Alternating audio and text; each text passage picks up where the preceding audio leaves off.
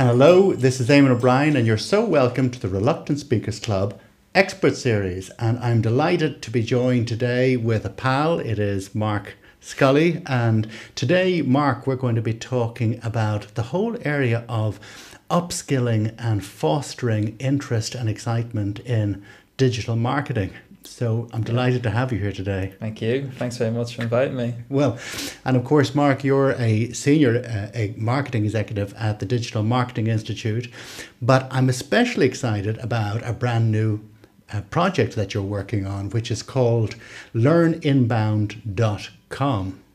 Yeah. I love the idea of this because the idea of developing community that knows something about digital marketing and sharing that is great. What's the idea all about? Quite simple. I want to give people the opportunity to learn, and for low costs. People sometimes struggle. They can't attend conferences. Maybe they're outside their budgets. They're small businesses. They're looking for assistance in terms of learning how digital marketing channels actually work. They want to meet fellow people in the industry, but sometimes conferences can be quite expensive, like I said, and networking opportunities are very valuable to people starting out. Sometimes these people can have similar experiences they can share.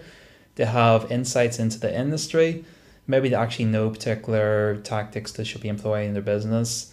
So for me, Learn Inbound is opening up them opportunities to people, making it so we can support all marketing events across the country, as well as that allow recruiters to actually find candidates in the industry that actually are highly skilled.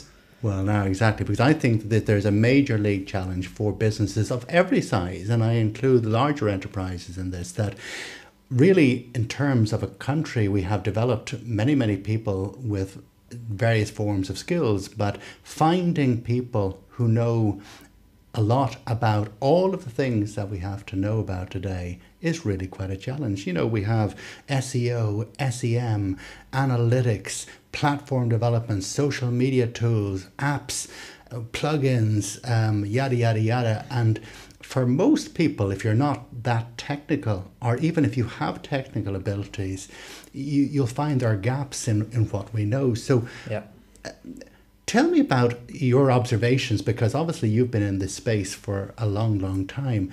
Just how tricky is it for entrepreneurs, business owners, even long in the tooth fellas? I think it's hard because industry is full of terminology, and sometimes people focus on, like you said, SEO, PPC, social media, etc., but they forget the one most important thing, and that's their customer. How do you reach these people? And from that, you can begin to understand which channels you have to use to reach these people. And that's what a lot of entrepreneurs sometimes forget. They hear the terminology, they see their competitors who are doing X, Y, and Z, but they're not focusing on the end user, and that's the customer. And for each business, that's different. And sometimes they get caught up and forget these things. You have to find where your consumer is online. You have to find what's suited to you as a business. And sometimes Facebook is not right for you. Yeah, absolutely. And I like what you said there, because the truth is that this is really about still thinking in marketing terms when you're online, because what oftentimes happens is if you don't have the expertise, you're looking to people who maybe have technical knowledge, but really aren't, if you like, consumer or customer driven. And so you're almost having to be the person who's telling the technical folks, look, here's what you need to do, but actually I don't know how this works. So that's a real challenge, isn't it? Yeah, there's a disconnect sometimes between these people that have the technical understanding, whether that be a particular agency or a particular candidate you bring into your company. But sometimes they, again, forget about your consumer and your actual voice, your brand voice as a company. So trying to get that across, the technicality, the language, and what you're trying to achieve on your type of consumer base is sometimes quite hard, and there is a disconnect. So for me, Learn Inbound is giving opportunities to people to come together, because I think that's what people need. Sometimes you can read certain terminology on certain blogs online, you can read about certain tactics and certain strategies, but you might meet, say, Joe, who came along to events. Somebody who's doing the same thing you're doing, He's working, maybe he has an online pet store, maybe you have an online pet store. There might be he's working in a different market than you. Maybe there's an opportunity for you guys to talk because you're not direct competitors. Again, that's what I kind of want to open up to, is allow these people to come together. And for me, that's what Learn Inbound is. We're not out to make money from this. We're out to actually help the people who want to learn. And I think that's sometimes what's missing No, and I think the thing that really gets me excited about this idea is that it is spreading the wealth. Yeah. Because I think for many people, there's an element of, well, there's a worry, is there, am I kind of getting into a situation where the blind might be leading the blind? Yeah. Do the people I'm dealing with here really know as much as I would need them to know, or want them to know, or think they know? And so the notion that we can actually learn from each other, and incidentally, we will make mistakes in the process. Exactly. But there's a greater possibility of learning from things that work in practice as opposed to notional. Exactly. I mean, with digital marketing, you're going to make mistakes. It happens. If you're not actually making mistakes, I don't think you're learning, to be honest. You're kind of staying steady with the same tactics. You're not actually trying new things. And there's people that try new things, like they're your competitors. They're out smarter than you in that sense. They're doing something different than you. Maybe you're looking at your tactics. The funny thing about digital marketing is you can actually get them insights. Well, I think that's exactly what happens. I think you have people looking over everybody's shoulder and they're thinking, well, okay, look what he did, and not necessarily knowing whether that actually produced any more shares, any more people coming to your website. Going back to your point again about, are you building something that is right in terms of your message, in terms of your story? And actually maybe that's an interesting wee segue, because ultimately, when we're engaged in digital marketing, as with any form of marketing, it's about getting our story out there. Tell me a little bit about your kind of background and experiences in getting stories out there, and lessons maybe you've learned over the years. It's funny, whenever I look back to one of my digital marketing roles, funny enough, it was for a family fancy dress store. Oh, right. They had no online presence. They had no marketing team. They actually had no one beyond customer service people who worked in the store. I had the opportunity to come in and set up an online store for them. But the most important thing, because it was based in Ballymena in Northern Ireland. All right, Ballymena Grouse Beaters. Oh, yes. I had to actually realise a lot of their consumers were local people. They recognised the name of the actual family. And that's why they came to them. It's because over like 100 years, they had actually became well known within Ballymena. Okay. So as I know, when you go online, you think, okay, so people outside Ballymena have never heard this family name. Shall I forget about this and go in a completely different direction? I thought, okay, they've got this history. I'm not going to lose that. Yes. So I registered their actual website domain name under their family name. And then what happened? From that, I want to actually allow people to understand who these people were, because local people respected them, and I figured that in terms of online, if I can build that story, and if I can allow people to get them insights into this family who have actually built up a reputation in Ballymena, maybe they'll actually start to see that as a company they want to buy from too. Yeah, absolutely. That personal approach is incredibly important. It's what people try to get across through social media channels. They want to be talking to a random generic person. They want to be talking to a real person who's at that computer, talking to them specifically. Absolutely. And two words are coming into my head immediately, which have to do with being authentic and being trustworthy, which of course are two parts of the same coin. So and was that really at the heart and soul, if you like, of why people first of all went looking for them, and secondly gravitated towards them? Exactly. Like, I mean, their competition were quite generic brands. So it was an opportunity for us to get that message out there. So the About Us section on the site wasn't just generic copy. It was telling people about what they've achieved over the years and why people locally buy from this business. Yes. In terms of how we operate social media, again, we gave that personal approach. We signed off with the name of the owner of the company. Yes. People knew they were talking to this person, and they actually could look at the website to find out who this person was. Yes. And it was real. It was real. It was real. And how did you then tie that into what they were doing offline? Because obviously the online, this is a constant challenge, I think, for businesses of any nature and any size in Ireland and elsewhere, of course, how to marry those two things where there's visibility here and there, so that one kind of boosts the other. That's why I think it's important to have that personal approach online, because offline you have that. People are actually either locally coming into your business, they're either calling you or engaging with you in some manner. But if they don't come together in that sense, it can, to be honest, if I say it's deceptive in some sense. If you're online having a completely different message, but offline, whenever you're speaking to the consumer directly, you're being quite different. I Yes. think you need to have that story. You need to actually ensure it goes across all your marketing channels, Yes. not just online, but offline and all forms of interaction. In terms of even your customer service team in actual business, they need to have that message in terms of how to speak to people. And in terms of how you speak to people, if you were thinking about maybe the top 2 or 3 things that you see again and again and again where maybe people don't get it right, so that they, if you like, the no things that people have a tendency to do, what would be on the top of your nasty and don't do it again list? That's an interesting question now. For me, I think sometimes they answer it like a corporate company. Like for example, if someone has an order that's been late, they're forgetting about that person specifically and they're a problem, and they're given that kind of template answer. They're not thinking about, okay, so James has ordered this. Go back to fancy dress Yes. here. No, go back. Okay. So here we are in fancy dress, Glenn. Yeah. So we have a punter who's he's got a party coming up here. Need to get the right kind of kit. Where am I going to go? I found the Ballymena lads, and now why am I attracted to them? And what possible errors might be made in attracting people in the first place? Things that might kind of cut you off at the pass before you get cracking. You don't live up to your expectations in terms of what you say. Yes. Like for us, we eventually moved on to Amazon to sell products. We had an online store on the website, but we moved on to Amazon. And we realized that we were treating consumers through that channel completely different than we treat the ones through our websites and how we treat them offline. So in terms of like whenever like a product was late delivered, we weren't dealing with it in the same way. We just followed Amazon's procedures. You need to ensure that everything just comes together.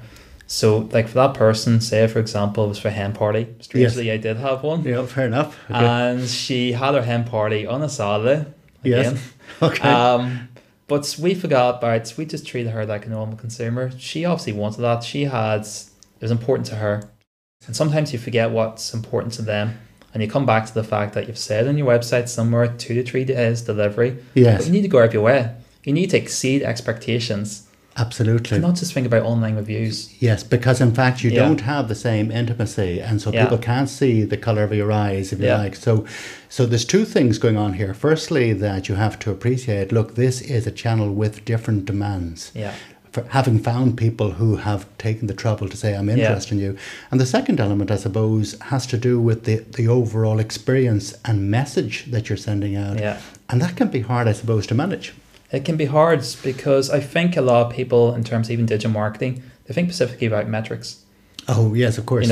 They get lost in the fact that they're actually there to help a business grow their consumer base, but not only that, actually have a history, have a story to tell.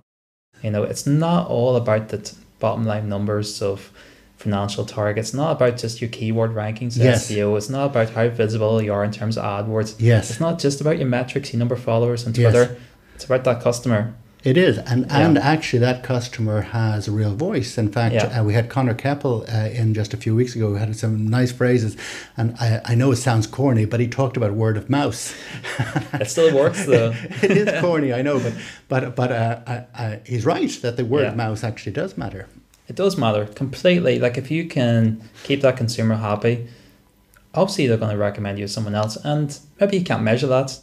You can't look at your spreadsheet and think, okay, so he recommended that person and that other person went converted 5 days later. Yes. And then he spoke to someone else. So my conversion funnel is like this. Yes. You can't measure that. Like if you're seeing every consumer as your number one priority and you're trying to make him happy, that's what matters. And you can't just think, okay, these are the numbers. I can go back to my manager or my nice spreadsheet, my pivot tables and my charts, and I can show this in a nice format. You just have to care, and you can't fake that. No. So it's still down to, I suppose, the same kinds of things that we're trying to do in an offline sense, which is that people really understand that we understand where they're coming from, and we're really trying to shape what we're doing all around experience.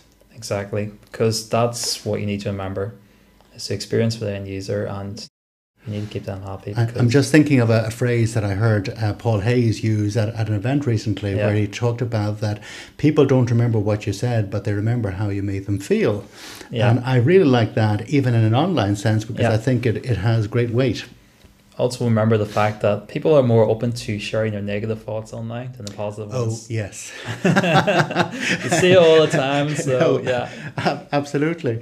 But I want to kind of go back to the learn inbound idea, and I love this notion of, and I agree with it, the power of, if you like, selfless sharing.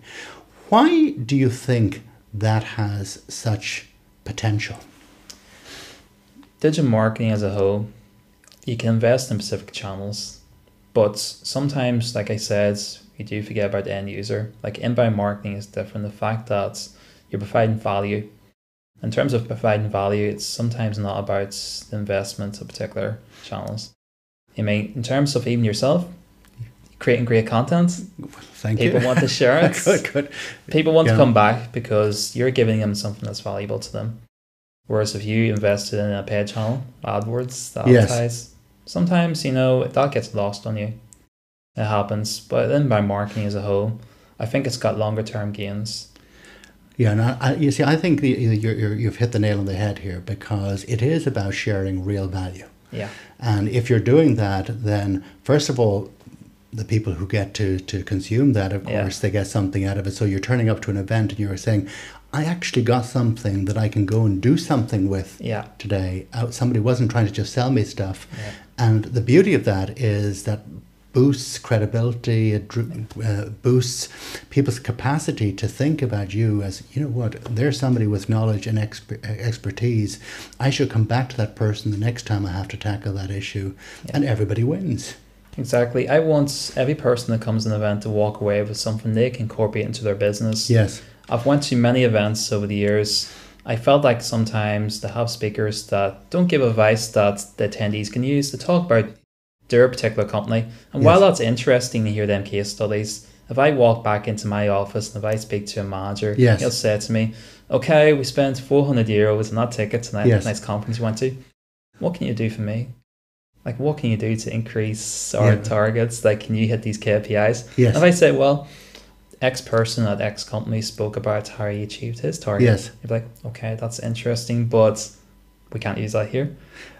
And actually, it's funny you say that, because if there's one thing that sets speakers apart from others, and this is what I deal with, of course, on a daily basis with executives, it's really about people who are giving of themselves and sharing, where people felt better off after the fact than they were before they sat down. Yeah. That really sets them apart, because you're quite right. And oftentimes it's not just the speakers who are at fault, because if the event organizer isn't actually saying, you know what, here's our theme for today, here's let me understand what you're going to share that is actually going to be something that people can walk away with and do something with, well, maybe they didn't know that this was what they were expected to do. Exactly. I think you need to be selfless, not selfish, in terms of what you share. Yes. Because people will respect you for that. And not only that, they want to network with you and connect with you. For me, that's what the Learn Inbound is about. Every speaker, I want them to stand on the stage for 5-10 minutes talking about their company. Yes. I want them minutes to be relevant to advice that helps other people. Absolutely. I have a pal in the north of Ireland. He has a great phrase. He says, givers get. and he's exactly right. That's Bill McCartney. And I think that's exactly what it is about. Yeah. It's about givers getting. Well, so if you had one, because I knew this was going to be a great conversation, and so thank you indeed for coming in today. If you had one final thought on what you think would make a big difference towards anybody heading towards becoming a better digital marketer, what would you put top of the list? Help people. That's the number one thing. No matter what you do in terms of digital marketing, help people. If you're doing SEO, you help people first. Yes. You get your links eventually. That's exactly right. Don't run out the door. Hi, I've got this great article to share. Yes. When you link back to it, please. Not going to work anymore? Yes. Forget that. Go out to that person, help them. Why not? It be use your spare time, help the company, do some charity work, whatever it is, help people. Again, if you help people in terms of the industry peers who are more experienced than you, they'll eventually lean on you for help. And you can tap into their knowledge sets. You can't actually pay for that advice. No, and you can't pay for these connections. No, I agree with you. And interestingly, and we kind of know this, of course, that it will come back to you many, many fold, but don't do the quid pro quo thing, because understand and appreciate it is really about being selfless at the outset. Forget about metrics at times. Yes, they're important. Yes, you'll get hammered at times if you don't meet them. But if you're helping people that have much longer term gains, not just for the company you're at the moment, but for your future as a whole, that will build your network, that will build your experience, and there's no value you can put on that. There's no doubt about that at all. I knew this was going to be a great conversation, so I really appreciate you coming in. And so that's a wrap for today, and thank you for listening in. But if you'd like to learn more about learninbound.com, please have a look at the link that you'll see down below this video. And for today, I'm Eamon O'Brien. You have been listening to our expert series, and thank you for your attention.